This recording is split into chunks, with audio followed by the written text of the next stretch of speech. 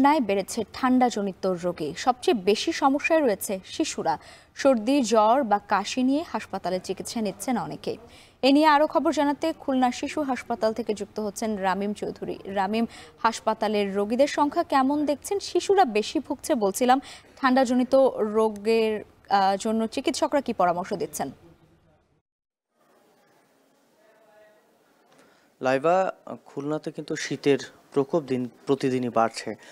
গত কয়েকদিনের তুলনায় আজকেও কিন্তু শীতের যে প্রবণতা সেটি অনেকটাই বেশি রয়েছে। শৈত্যপ্রবাহের আভাসও পাওয়া যাচ্ছে। এরই মধ্যে কিন্তু আমরা দেখেছি যে খুলনা শিশু হাসপাতালে ঠান্ডাজনিত রোগে আক্রান্তের সংখ্যা কিন্তু অনেকটাই বেড়েছে। আমি এই মুহূর্তে শিশু হাসপাতালে রয়েছি এবং আপনি দেখতেই পাচ্ছেন শিশু হাসপাতালে যে ওয়ার্ডটিতে আমি রয়েছি এখানে কিন্তু নবজাতকের পরিমাণই বেশি। এখানে বেশিরভাগ শিশুরাই কিন্তু ঠান্ডাজনিত নানা রকম রোগে আক্রান্ত হয়ে এখানে চিকিৎসা নিচ্ছেন। বিশেষ করে নিউমোনিয়া, ডায়রিয়া, সর্দি, কাশি, জ্বর সহ বিভিন্ন রোগে আক্রান্ত হচ্ছে শিশুরা এবং তারা কিন্তু হাসপাতালে ভর্তি হয়ে চিকিৎসা নিচ্ছেন। খুলনা শিশু হাসপাতালে 275টি বেড রয়েছে এবং এখানে কিন্তু সম্পূর্ণ পরিপূর্ণ রয়েছে বললেই চলে, কারণ এখানে কিন্তু কোনো বেড ফাঁকা নেই এখনো পর্যন্ত। এছাড়াও বহির্বিভাগে কিন্তু প্রতিদিন প্রায় 600 থেকে 700 রোগী চিকিৎসা নিচ্ছেন। এখানকার চিকিৎসকদের সাথে আমরা কথা বলেছি, তারা যেটি বলছেন যে মূলত শীতের যে সময়টা, এই সময়টাতে কিন্তু বেশ সাবধানতা অবলম্বন করতে হবে। শুধুমাত্র যে শিশুরাই আক্রান্ত হচ্ছে তা কিন্তু না, এখানে কিন্তু এখানকার যে খুলনা মেডিকেল কলেজ হাসপাতাল, এর পাশাপাশি সদর হাসপাতাল রয়েছে, সব হাসপাতালেই কিন্তু ঠান্ডাজনিত রোগে আক্রান্ত রোগীদের সংখ্যা বেড়েছে।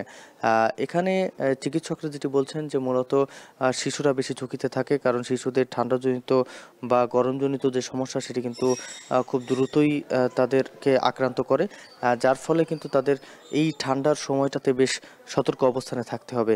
এর পাশাপাশি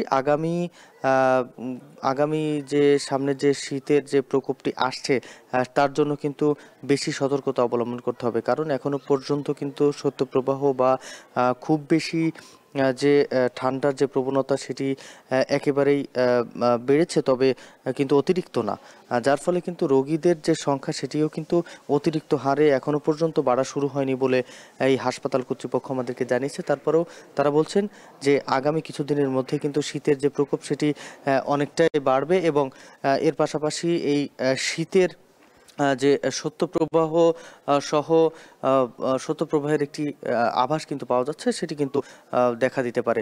তো সব মিলিয়ে বলে চলে যে শিশুদের সতর্ক অবস্থান থাকলেই কিন্তু শিশুরা এই ধরনের রোগ থেকে রক্ষা পেতে পারে বলে জানাচ্ছেন চিকিৎসকরা। তো সব মিলিয়ে এই ছিল আমার কাছে খুলনা শিশু হাসপাতাল থেকে সবশেষ খবর। লাইভা।